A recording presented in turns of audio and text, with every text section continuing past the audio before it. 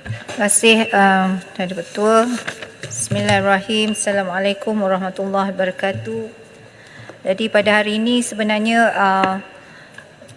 saya ingin mengucapkan ribuan terima kasih kepada 25 orang ahli yang berhormat yang telah mengambil bahagian dalam perbahasan peringkat jawatankuasa Rang Undang-Undang Perbekalan tahun 2024. Soalannya banyak sebenarnya yang dan isu-isu yang dibawa sebenarnya banyak. Kalau satu orang membawa hingga ada 3 hingga 7 persoalan, jadi saya yakin saya tak dapat nak cover dalam masa 30 minit, tapi saya akan cuba sedaya upaya. Jadi saya mohon kalau saya tak dapat jawab secara lisan, saya akan jawab secara yang bertulis, Tuan Ketua. Jadi bagi sesi pengulangan kali ini saya ingin memberikan fokus kepada beberapa isu, dan bagi soalan-soalan yang mungkin banyak melibatkan isu tempatan, saya mungkin akan jawab secara bertulis lah, ya. Ucapan ini saya akan fokuskan kepada, penggulungan ini saya akan fokuskan kepada beberapa perkara yang melibatkan yang menyentuh tentang strategi Kementerian Kesihatan. Yang kedua, sumber manusia, saya lihat banyak juga tadi yang menyentuhnya, tentang pembinaan dan naik taraf klinik, khususnya klinik-klinik daif. Kemudian perkhidmatan kepakaran dan juga dialisis ada disebutkan juga, dan mungkin perkara-perkara lain jika saya sempat, ya. Jadi saya menyentuh yang pertamanya tentang strategi Kementerian Kesihatan Malaysia yang telah dibawa oleh YB Kuala Langat tadi, iaitu menyentuh mengenai penyumber luaran pesakit. Jadi untuk makluman, pelaksanaan perkhidmatan secara outsourcing atau penyumber luaran ini sebahagiannya daripada perkhidmatan klinikal kepada hospital swasta, dan objektifnya adalah untuk menangani kes-kes yang tertunggak, ya, juga untuk mengurangkan waktu menunggu dan menambah baik penyampaian perkhidmatan khususnya.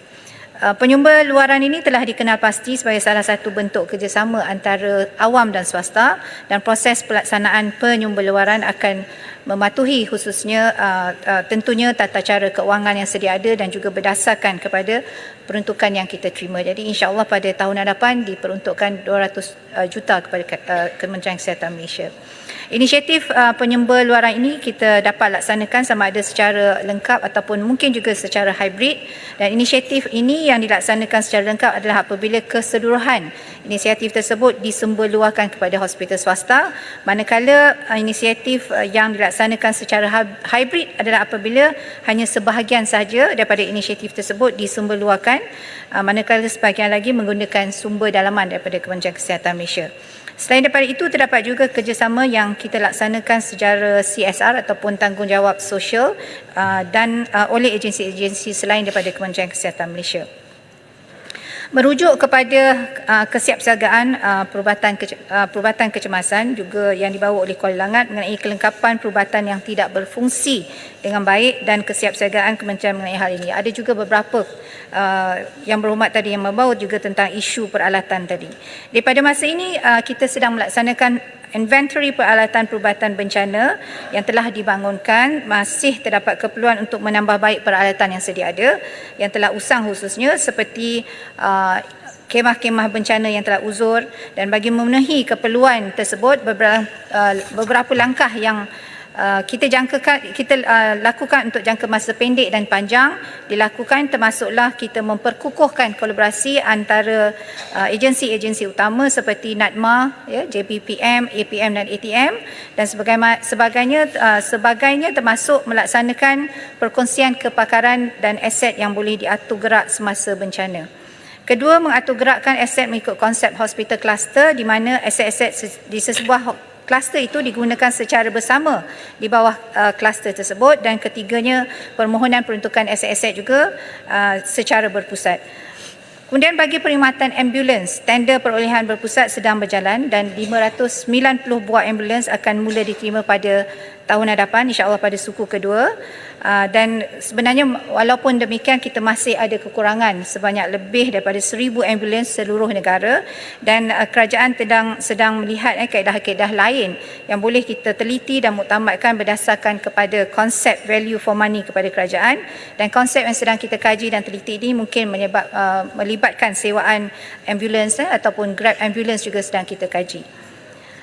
Berkaitan dengan apa yang dibawa oleh YB Parit Sulong, ya, adalah yang mencadangkan agar diwujudkan kluster hospital pakar dan bukan pakar, khususnya di Luang Badar. Untuk makluman, sehingga 2023 terdapat 40 hospital kluster di seluruh Malaysia yang melibatkan 146 hospital seluruh Malaysia, dan ini termasuklah hospital kluster yang melibatkan hospital-hospital di luar bandar juga. Melalui pelaksanaan inisiatif hospital kluster ini, hospital tanpa pakar dan yang berpakar digabungkan di bawah satu sistem bagi membolehkan perkongsian dan pengoptimum sumber-sumber seperti sumber manusia, termasuklah pakar-pakarnya, peralatan, fasiliti dan yang lain-lain. Perkongsian ini dilaksanakan bagi memenuhi keperluan pesakit setempat dan meningkatkan kecekapan penyampaian perkhidmatan, termasuklah perkhidmatan kepakaran di dalam hostel-hostel kluster yang tersebut. Yang berhormat Tanjung Karang juga ada menyentuh tentang skim insurans kesihatan nasional. Mengenai cadangan ini, sememangnya kementerian sedang berusaha untuk mempelbagaikan sumber pembiayaan untuk kesihatan, dan kementerian sedang meneliti dan menimbangkan pelbagai mekanisme pembiayaan kesihatan, termasuklah keboleh-laksanaan option skim caruman progresif iaitu insurans kesihatan sosial atau insurans kesihatan negara dengan caruman pekerja, majikan dan juga kerajaan. Jadi ini ianya ada insurans yang dikendalikan oleh kerajaan, tidak berasaskan keuntungan iaitu non-profit driven dan menggunakan falsafah tanggungan bersama. Selain itu, kementerian turut meneroka option lain untuk meningkatkan pembiayaan kesihatan negara, termasuklah meningkatkan peruntukan kerajaan untuk kesihatan, kajian semula akta fee, subsidi kesihatan secara bersasar, penggunaan dana zakat mungkin, wakaf dan juga dana-dana sumbangan. Sebarang mekanisme skim sumbangan progresif yang akan disyorkan perlulah mampan, saksama dan juga mampu milik serta melindungi rakyat daripada perbelanjaan kesihatan yang memudaratkan. Pelan pelaksanaan reformasi sistem pembiayaan kesihatan yang sesuai untuk negara akan mengambil kira pandangan dan juga input dari pelbagai pihak berkepentingan dan akan diperincikan insya-Allah dalam kumpulan kerja teknikal pembiayaan kesihatan yang akan kita bentuk dalam Kementerian Kesihatan. Pelan implementasi yang dipersetujui kelak akan dilaksanakan secara berfasa seperti yang dinyatakan dalam kertas putih. Berkenaan dengan perawatan geriatrik, itu yang berkait dengan masyarakat menua yang tiada peruntukan, kita tidak ada peruntukan yang spesifik kepada rawatan geriatrik. Untuk makluman yang berhormat, Kuala Langat buat masa ini perkhidmatan geriatrik menerima peruntukan mengikut keperluan dan peningkatan pesakit setiap tahun, di mana peruntukan tersebut merupakan sebahagian dari peruntukan yang diberikan kepada perkhidmatan perubatan dalaman internal medicine di hospital kementerian masing-masing. Pesakit geriatrik juga bukan saja dirawat di hospital yang mempunyai pakar geriatrik, tetapi juga menerima rawatan pakar dari kepakaran dan sub kepakaran yang lain yang berkaitan bergantung kepada penyakit yang mereka hidapi. Jadi ini termasuklah oleh pakar-pakar perubatan, pakar endokrinologi, pakar jantung, pakar ortopedik dan sebagainya, bergantung pada pesakit masing-masing. Oleh yang demikian, peruntukan bagi merawat pesakit geriatrik ini akan mengikut keperluan rawatan yang ditawarkan dan kepakaran oleh kepakaran dan sub kepakaran yang merawat pesakit geriatrik tersebut. Selain itu, bagi yang mereka yang dirawat di hospital tanpa pakar dan klinik kesihatan, peruntukan adalah disediakan di fasiliti masing-masing mengikut rawatan yang diberikan. Di peringkat penjagaan primer, perkhidmatan kesihatan warga emas, sikit lagi. Di peringkat penjagaan primer, itu perkhidmatan kesihatan warga emas diberikan secara percuma di semua klinik-klinik kesihatan. Kita ada 1086 seluruhnya, meliputi promosi dan literasi kesihatan, saringan risiko dan juga penilaian kesihatan, pemeriksaan perubatan, rawatan, kaunseling dan juga rujukan. Kita juga lakukan rawatan rumah ke rumah dan perawatan di rumah, menyediakan aktiviti seperti rekreasi sosial dan juga kerohanian kelab warga emas yang bernaung di bawah klinik kesihatan di seluruh Malaysia. Silakan. Terima kasih Menteri. Kalaupun tidak ada peruntukan yang khas untuk kita untukkan bagi perbelanjaan perawatan geriatrik ini, saya harapkan supaya ada prioriti kepada perawatan geriatrik ini. Contohnya kita letakkan klinik yang tertentu. Sebab pengalaman saya dapati kadang-kadang mereka terpaksa juga warga emas ni menunggu sehingga 1 jam, 1,5 jam, 2 jam untuk mereka dapat rawatan. Saya kira kita harus bersempati dengan keadaan usia mereka ni. Terima kasih. Terima kasih Yang Berhormat. Saya setuju tentang apa yang disebut. Jadi sebab itu contohnya ada sebahagian daripada hospital-hospital lama yang kita tukarkan menjadi hospital yang khusus untuk geriatrik. Contoh ni Tanjung Karang, ya. Jadi kita tengah usahakan juga untuk memperbaiki ataupun menambah baik memandangkan negara kita menuju kepada negara turun pada 2030. Berkenaan kesiapsiagaan Kementerian bagi menghadapi status negara menua, 26 Ogos 2022, ya, tempoh hari, Jemaah Menteri telah bersetuju untuk mewujudkan satu rangka kerja agenda negara menua ANM melalui pendekatan keseluruhan negara iaitu Whole of Nation Approach. Di bawah ANM, Kementerian merupakan agensi peneraju dalam kluster kesihatan yang perlu membuat perancangan kesihatan yang menyeluruh bagi memastikan warga emas sihat dan sejahtera melalui pendekatan life course approach, mensasarkan kesihatan di usia tua perlu bermula sejak di dalam rahim lagi. Jadi insya-Allah apa yang dinyatakan oleh Kuala Langat akan kita ambil perhatian. Banyak juga plan-plan yang telah kita bangunkan berkenaan dengan warga tua ini atau warga emas. Di antaranya plan tindakan perkhidmatan kesihatan warga emas 2023 hingga 2030 juga telah dibangunkan. Jadi saya sentuh berkenaan yang lain sebab ada banyak lagi tentang itu, mungkin saya akan bagi jawapan secara bertulis, Yang Berhormat. Berkenaan dengan perkhidmatan psikiatri dan kesihatan mental,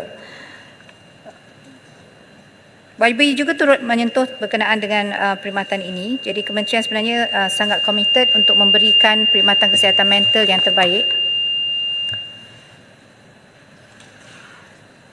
tanpa kita mengira peringkat umur, bangsa dan juga agama, dan pendekatan secara holistik meliputi pemerkasaan pendidikan awal di sekolah secara holistik meliputi pemerkasaan pendidikan awal di sekolah, pendidikan keibubapaan, parenting dan pengukuhan khidmat sokongan kesihatan mental dilaksanakan juga di sekolah dan di peringkat kolej dan universiti. Satu plan strategik bagi menangani masalah kesihatan mental di kalangan kanak-kanak akan kita rangka, insya-Allah. Pembangunan plan strategik ini akan melibatkan semua pihak yang berkepentingan meliputi penyertaan agensi awam dan juga badan-badan bukan kerajaan dan wakil komuniti. Selain daripada itu, peningkatan latihan subkepakaran psikiatri kanak-kanak dan remaja akan dilakukan bagi membolehkan perkhidmatan ini disediakan di hospital KKM. Buat masa ini KKM mempunyai seramai 30 orang pakar psikiatrik kanak-kanak dan remaja yang memberikan khidmat rawatan kesihatan mental di 16 buah hospital, dan setiap kanak-kanak dan remaja yang dilaporkan mempunyai kecenderungan untuk melakukan cubaan bunuh diri akan dipantau melalui sistem mentari dan diberikan rawatan yang sewajarnya. Saya menyentuh panjang sedikit tentang kesihatan mental ini sebab dia sangatlah pada akhir-akhir ini ya kita lihat kejadiannya semakin meningkat. Keberkesanan talian mental kesihatan yang telah kita wujudkan. Untuk makluman, setelah setahun pengoperasian talian bantuan krisis kesihatan mental ataupun talian HEAL 15555, sebanyak 29,766 panggilan telah kita terima. Daripada jumlah ini, sebanyak 64% ataupun 19,032 orang klien telah menerima bantuan sokongan dan bantuan sokongan dan juga emosi, dan manakala 10,734 orang iaitu 36% daripada klien telah pun diberikan intervensi khusus oleh pegawai psikologi kaunseling.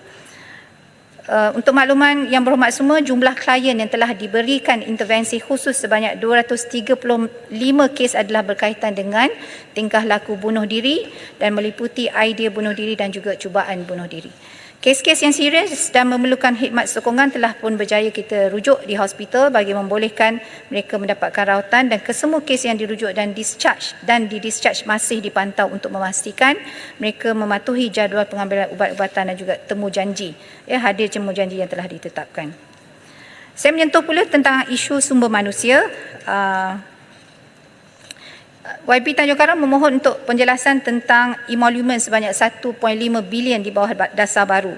Peruntukan ini adalah sebenarnya bagi membiayai emolumen dan pelbagai allowance di bawah pertambahan jawatan tetap 2024 melibatkan 1,500 jawatan pegawai perubatan, pergigian dan juga pegawai farmasi, 800 jawatan pakar perubatan, 30 jawatan pakar pergigian, Ini mulai tahun 2023 hingga 2025 dan pengujudan jawatan 14,416 jawatan pelbagai skim perkhidmatan bagi fasiliti baru, naik taraf dan juga yang akan kita sediakan pada tahun depan 2024. Bagi penempatan doktor tetap dan kemaslahatan perpindahan doktor yang telah dibawa oleh Kuala Selangor, ini sebenarnya doktor di mana doktor kontrak yang dilantik tetap tidak diambil kira tempoh perkhidmatan kontrak mereka mengenai urusan penempatan doktor dan allowance seperti tambang perjalanan dan perpindahan. Untuk maklumat yang berhormat, pelantikan secara kontrak mempunyai tema dan syarat yang spesifik seperti yang diperjelaskan mengikut Perkeliling Perkhidmatan Bilangan 2 tahun 2008. Bagi pegawai yang dilantik secara kontrak pada akhir tempoh kontrak, mereka akan terus dibayar ganjaran kontrak. Ganjaran ini dikira mengikut tempoh perkhidmatan kontrak dan merupakan elemen penghargaan yang setara pencen. Oleh yang demikian, tempoh berkhidmat secara kontrak tidak lagi boleh diambil kira bagi tujuan perkiraan bayaran pencen.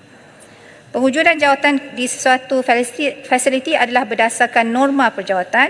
Justru pelantikan tetap adalah berdasarkan kepada kekosongan jawatan di setiap fasiliti. Pada masa yang sama, Kementerian perlu mematuhi dasar-dasar semasa berkaitan perjawatan iaitu dasar pengoptimum sumber manusia dan perkhidmatan awam dan juga dasar kawalan saiz perkhidmatan awam.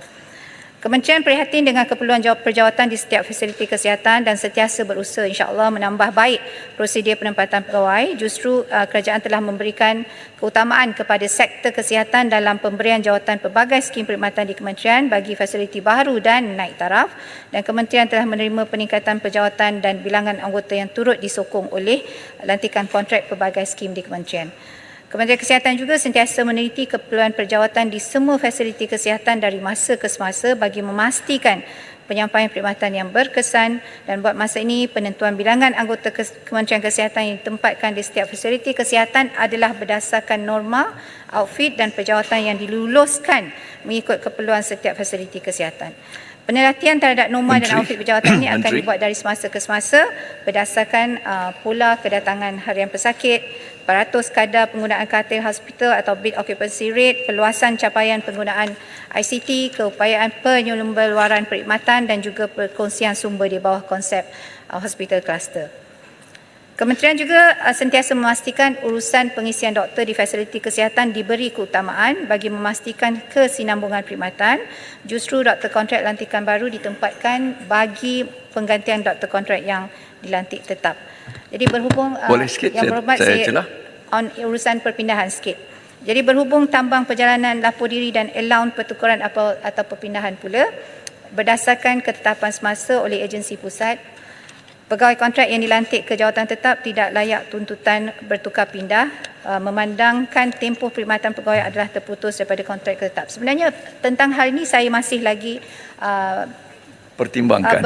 Terima kasih Menteri. Pertimbangkan dan insya-Allah kita akan duduk dengan JPE untuk selesaikan urusan ini. Terima kasih Menteri. Saya boleh celah bersabit dengan jawatan juga ya. Ketika kita telah mengambil sikap untuk memberikan doctor's contract kepada tetap ya, segera perlu ya kerajaan melalui NIH ya, National Institute of Health, supaya lakukan satu kajian. Bukan saja mereka diambil dalam jawatan tetap, tetapi kita perlu melihat kepada the job market. Terutama ketika kita bercakap tentang mau beralih kepada satu yang bersifat preventif, promotif, primary health care. Jadi jawatan-jawatan itu, jadi supaya jawatan-jawatan itu dapat kita perkembangkan dan mereka tidak bersaing dalam fasiliti yang sama. Jadi itu satu keperluan, sama ada dari sudut research, dari sudut position dalam penyelidikan, dalam offloadkan acute care dan curative care itu kepada yang bersifat klinik dan primary care.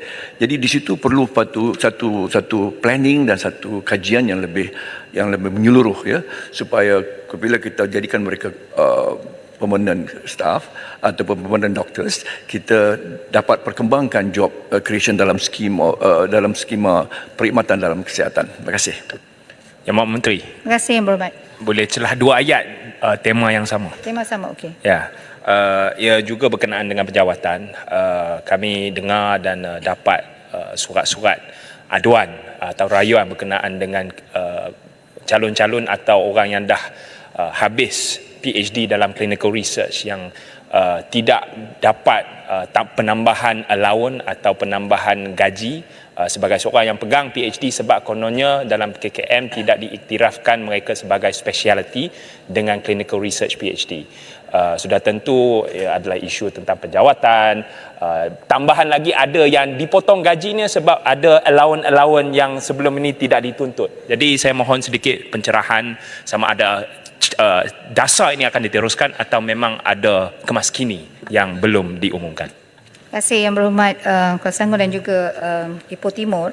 Jadi pertamanya saya memang bersetuju bahawa kita seharusnya menjalankan kajian berkenaan dengan penempatan dan sebagainya, dan ini memang sedang dilaksanakan oleh NIH, dan bagi saya memang penting untuk kita melakukan intervensi berkait perkara-perkara yang seperti ini mengikut evidence based strategy lah. Jadi insyaAllah kita sedang laksanakan, walaupun sebenarnya memang ada kita buat pemetaan, tapi pemetaan itu belum lengkap lagi dan kita masih NIH sedang melaksanakannya. Begitu juga dengan apa yang disebutkan oleh Ipoh Timur lah. Jadi insyaAllah kita akan masukkan semua itu dan melihatkan secara keseluruhannya bagaimana keperluannya dan sebagainya, insyaAllah. Baik, Yang Berhormat Ledang telah memohon penjelasan berkenaan dengan kaedah penempatan petugas kesihatan kerana terdapat doktor-doktor yang ditempatkan di Sabah dan Sarawak walaupun terdapat kekosongan di Semenanjung Malaysia. Jadi untuk makluman Yang Berhormat Ledang, Kementerian telah mengeluarkan sebenarnya garis panduan pelaksanaan mengenai urusan penempatan dan juga pertukaran pegawai menerusi Surat Berkeliling Ketua Setiausaha Kementerian Kesihatan Bilangan 1 tahun 2023, dan antara pembaharuan yang dijelaskan adalah pertamanya pelaksanaan penempatan kali pertama dan pertukaran pegawai selepas itu serta tempoh minimum penempatan sebelum pegawai dipertimbangkan penukaran tempat bertugas seterusnya. Kedua, urusan pertukaran pegawai lantikan tetap yang bergantung kepada kekosongan jawatan dari semasa ke semasa.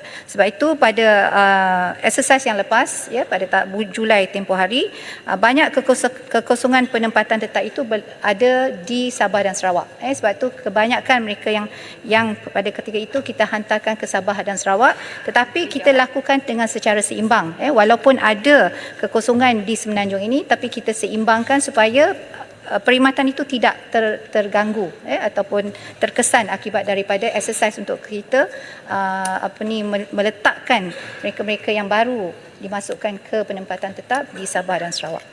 Pertimbangan pertukaran penempatan yang dilaksanakan mengikut prosedur operasi standard dan dipertimbangkan oleh jawatankuasa penempatan dan pertukaran, dan selain daripada itu kerana kepentingan perkhidmatan, pertukaran juga diberi kerana faktor peribadi seperti pegawai ditukar untuk berkhidmat di fasiliti kesihatan yang berdekatan dengan pasangan, dan keutamaan diberi kepada pegawai yang mengalami masalah kesihatan dan serius. Jadi isu-isu kadang-kadang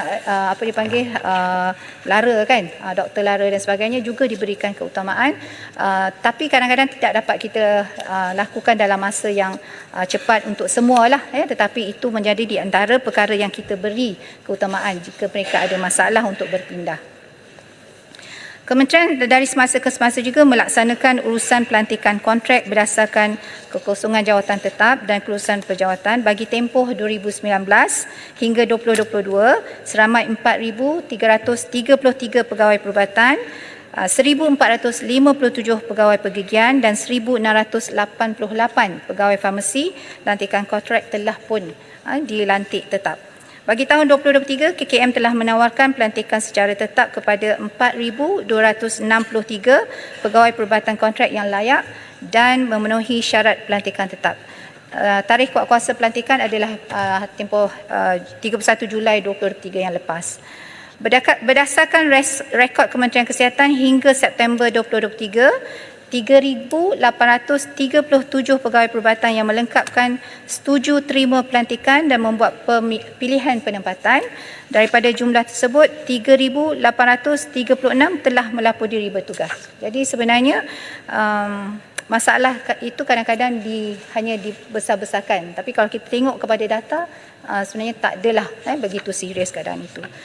Kemudian 426 pegawai perubatan telah menolak, tak ramai daripada yang kita offer itu, 426 pegawai perubatan menolak tawaran lantikan tetap dan daripada jumlah tersebut seramai 35 pegawai telah pun meletakkan jawatan. Jadi kalau by percentage is not that high, tapi insya-Allah kita juga sedang melihatlah kalau boleh yang kita lantik itu semuanya kekal lah sebab kita memerlukan doktor-doktor ini khususnya di perkhidmatan awam. Silakan.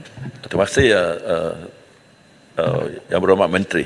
Tadi yang soalan saya ialah memang bagus tadi kita serah menyerap ataupun memberi tawaran tetap kepada doktor-doktor kontrak ini. Tapi dari statistik mereka yang sedia ada memang hampir semua perlu buat kerja tambah masa.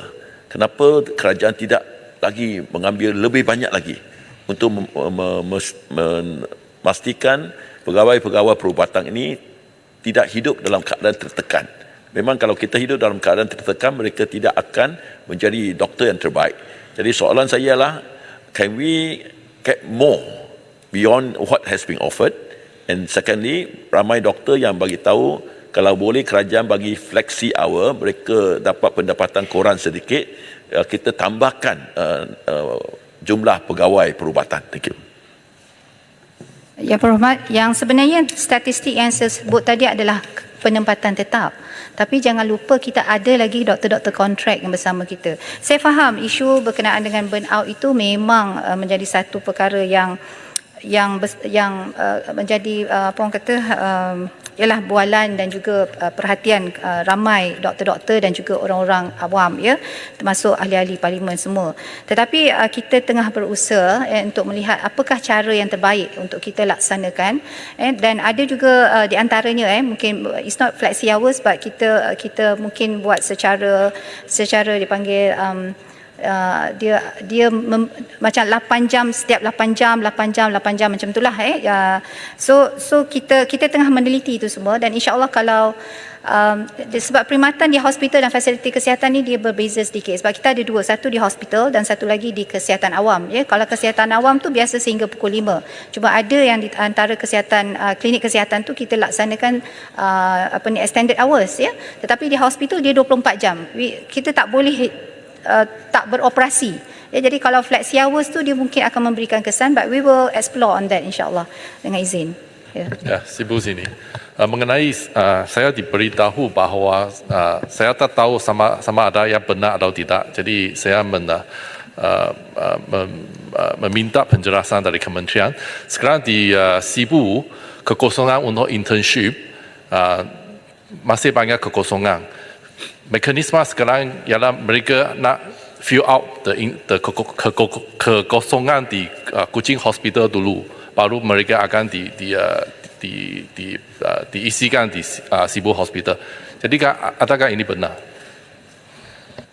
Yang Berhormat, saya kena meneliti tentang apa yang Berhormat bawa itu. Tetapi biasanya apabila kita membuat penempatan dan sebagainya, kita akan meletakkan priority Yang Berhormat. Dan priority ni ada berbagai kriteria yang kita tengok. Kalau boleh memang kita nak memenuhi semua keperluan. Tetapi ada masanya ataupun kebanyakan masanya memang kita kena lihat kepada keperluan setempat dan priority di antara tempat-tempat itu. Jadi ada kawasan-kawasan contohnya mungkin Kuching ada adalah bandar besar, minta maaf saya jawab dulu ini bandar besar jadi complexity of the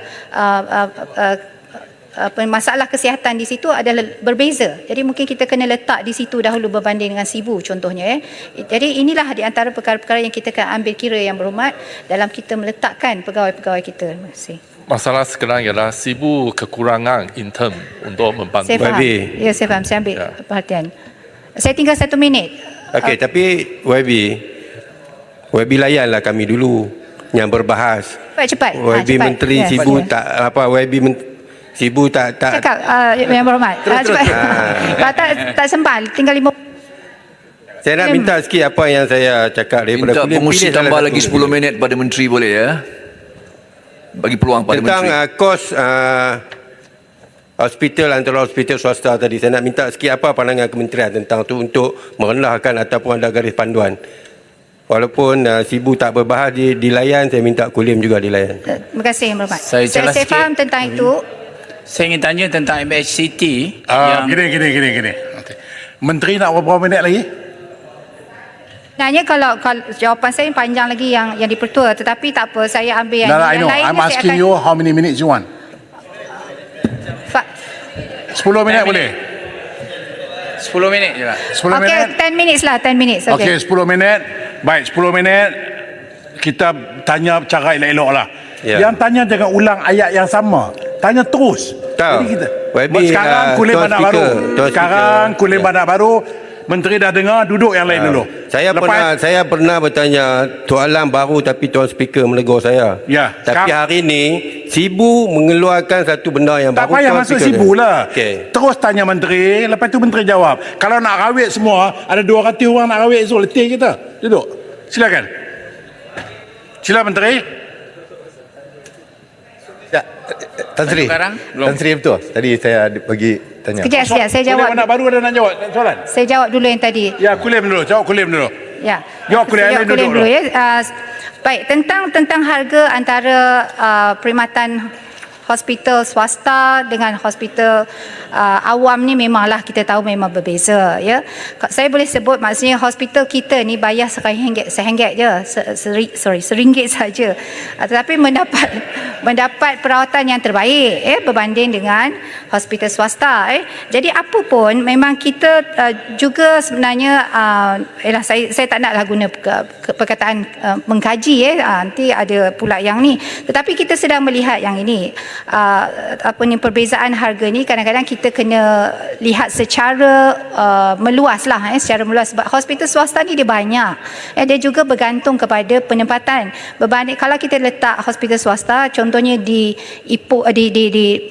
tempat yang macam di utara berbanding dengan di selatan kos hidup dan sebagainya dia ambil kira jadi itu yang kita kena meneliti satu persatu tapi saya memang faham maksudnya memang ada perbezaan yang sangat ketara antara itu dan kalau mahu Kementerian Kesihatan melihat dalam isu itu kita boleh dengan membuat kajian lah secara yang lebih terperinci. Baik, Tanjung Karang. Yang Berhormat Menteri, saya minta tanya berkaitan dengan Board of Directors di dalam MHCT itu yang mana YB Menteri dan YB Refizi diangkat sebagai Joint Chairman di dalam sebagai board di dalam MHCT. Terima kasih. Okey, terima Terima kasih Tanjung Karang. Baiklah, sebenarnya saya nak mendedahkan kat sinilah. Board of Directors ini sebenarnya telah bermula daripada zaman kerajaan sebelum ini. Jadi saya sebenarnya tidak meneruskan. Cuma saya mengurangkan. Tempoh hari dia ada 3 menteri iaitu Kementerian Kesihatan Malaysia, Menteri Ekonomi dan juga Menteri Kewangan. Tapi saya cut off tinggal Menteri Ekonomi dan juga MHTC. Bagi saya itu adalah okey sebab berkaitan dengan MHTC ni kita kena faham Kementerian Kesihatan Malaysia ni dia bukan operasional sahaja. Kementerian Kesihatan ni juga ada unsur-unsur untuk kita menambah ekonomi negara. Jadi MHTC ini adalah satu agensi yang boleh kita gunakan untuk menambah ekonomi negara. Sudah tentulah bila ada Menteri Ekonomi tepatlah sekali. Jadi Kenapa bagi Menteri saya, Motek tidak disertakan bersama? Dia lebih signifikan. kita ada Motek bukan tak masuk pun tapi kita buat engagement. Selalu kita buat engagement dengan Motek. Jadi bagi saya itu tak ada masalahnya. Terima kasih. Okey, Pendar. Terima kasih Tan Sri Tuan. Terima kasih Yang Amat Menteri. Saya nak terus pada soalan. Sekarang ni kesihatan semakin kompleks. Apakah kekangan pihak Kementerian Kesihatan dan juga kerajaan untuk nak menyerap doktor-doktor kita yang masih kontrak dan juga nursing kita yang kompeten? Sebab apa? Kita tengok di Dubai, di Qatar banyak mereka employ nursing dan doktor daripada Malaysia. Jadi kenapa mereka gunakan kepakaran yang kita lahirkan, tiba-tiba kita tak guna sepenuhnya? Ini satu. Yang kedua, saya tengok banyak hospital masih lagi kekurangan doktor-doktor dan juga pakar dan juga nursing, termasuk hospital Pendang. Saya minta doktor tolong penuhkan dia punya org chart, organisasi chart yang masih lagi jauh daripada sepatutnya, yang mana kepakaran kesihatan orang-orang Pendang sekarang ni semakin meningkat menyebabkan mereka terpaksa refer ke hospital tapi tak ada tenaga pakar ataupun doktor-doktor kena pergi juga ke tempat hospital Setanah Bayar. Jadi kita bazir duit lah, kita bina tu kalau tak guna. Terima kasih Menteri. Menteri ada 5 minit lagi. Okey, baik. Terima kasih. suka menjawab macam ni lah ya. Sebenarnya isu-isu yang berkaitan dengan sumber manusia ni memang menjadi satu yang kita pentingkan dalam Kementerian Kesihatan ya. Contohnya isu doktor, doktor kontrak. Jadi sebab tu saya I will put this macam, maksudnya semasa saya masuk sebagai Menteri Kesihatan, perkara pertama di antara perkara yang penting saya cuba selesaikan ialah masalah isu kontrak doctors ni ya. Jadi sebab isu-isu macam ni kita kena lihat kepada ekosistem. Jadi untuk melihat kepada ekosistem, dia bukan mengambil masa 1-2 hari. Dia perlukan kajian yang menyeluruh, dia perlukan mendapat input daripada agensi-agensi lain, agensi pusat dan sebagainya. Sebab tu kita ada sekarang ni High Level Committee HLC yang saya sendiri bersama Setiausaha KSN Ketua Setiausaha Negara co-chair untuk kita dapatkan penyelesaian yang terbaik, dan banyak agensi-agensi lain dan juga kita libatkan dalam HLC ini, termasuklah menteri dari JPA, MOF, KPT sebab itu penting dan dia sebab tu kita ada penyelesaian sementara untuk short term dan mid term, di mana Perdana Menteri selaku Menteri Keuangan telah meluluskan 12,800 kontrak penempatan untuk kontrak doctors kepada penempatan tetap. Ini satu angka yang sangat besar yang tak pernah dibuat oleh mana-mana kerajaan sebelum ini. Kita kena bagi kredit yang ini kepada kerajaan pada hari ini. Kemudian tentang doktor, nurses juga kita ambil penting sebab dalam ekosistem perkhidmatan kesihatan, nurses is very important.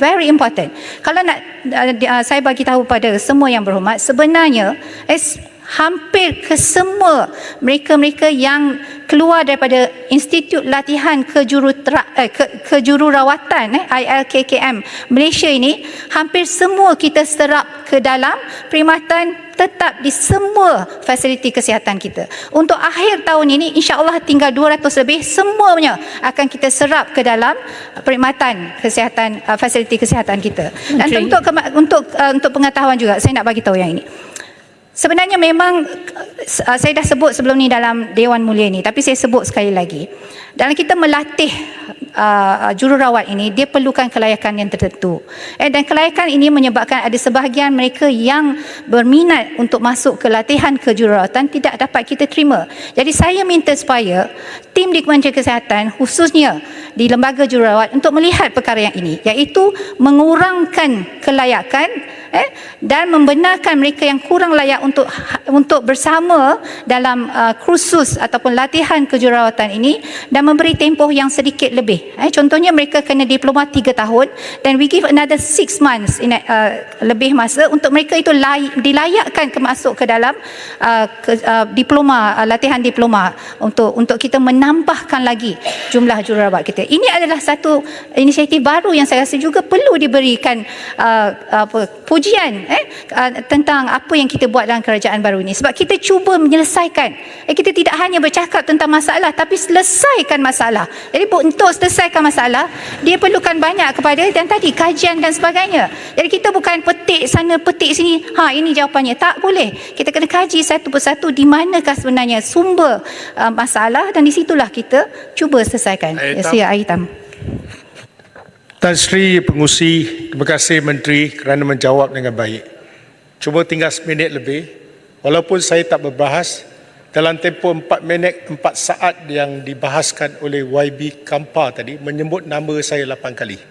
Saya rasa terpanggil untuk mendapatkan penjelasan daripada Yang Berhormat Menteri, kerana saya ucapkan terima kasihlah Kampa kali pertama nak membela saya. Saya rasa maksud dia nak membela saya. Kedua, saya tak perlu dibela, saya nak membela. Kedua, saya rasa apa yang dimaksudkan dalam laporan PAC itu, to be fair to MOH officers yang ada. Sebab saya takut nanti ini dimenekkan dalam Dewan Rakyat, tak betul. Pertama, punca kuasa pembelian ventilator 800 unit datangnya daripada MKN dan juga Kabinet 20 to 25 March 2020. Bukan Wikasyong. Ya. Kedua, saya bukan tolong beli ventilator. Tolong, bukan. Saya bantu mengangkut balik 4 perkara. Pelitup muka, ventilator, ICU bed 100 dengan PPE. Saya bertanggungjawab. Bukan saya mau masuk dalam Facebook kerana saya rasa bertanggungjawab bila dah sampai maklum kepada rakyat Malaysia. Itu saja. Jadi dalam laporan PAC boleh baca not fair sebab mantan KSU kata saya iaitu Dr. Chen Chao selaku KSU yang buat keputusan perolehan tak ada kena mengenai Wee Ka Siong. Jadi bila saya sediakan 3 jam ditanya oleh PAC, 30 minit habis. Dia tanya kenapa printer rosak. Hari ini saya kata saya datang sini, baru you beritahu saya rosak. Saya hantar ke sini, you ambil jalan. My job finish. Mission accomplished. Jadi saya nak diminitkan, nanti jawab siapa tulis tak apa, tapi saya nak membela diri saya tak benarkan apa juga siapa juga menjatuhkan imej saya. Itu integriti seorang insan bernama Wee Ka Siong. Terima kasih. Terima kasih Aitam setuju dengan ucapan saya. Terima kasih. Yang Dipertua, saya mohon untuk menjawab yang selainnya secara bertulis. Sebenarnya banyak lagi persoalan-persoalan tentang EMR khususnya. EMR, ya. EMR tentang skim perubatan madani. Itu satu perkara yang sangat penting. Itu adalah backbone dan spine of digital transformation. Ya, saya faham. Itu juga keutamaan saya dan insyaAllah saya kalau tak kita boleh jumpa dan kita bincang kemudian insyaAllah. Jadi sekian dulu jawapan penggulungan saya. Terima kasih. Isu GNG saya rasa Ya, lain akan dijawab secara betul oleh Menteri. RUU merokok. Cuma ringkas saja, memang insyaAllah kita akan bentangkan rang undang-undang kawalan produk merokok sebelum berakhir sesi parlimen pada kali ini insyaAllah.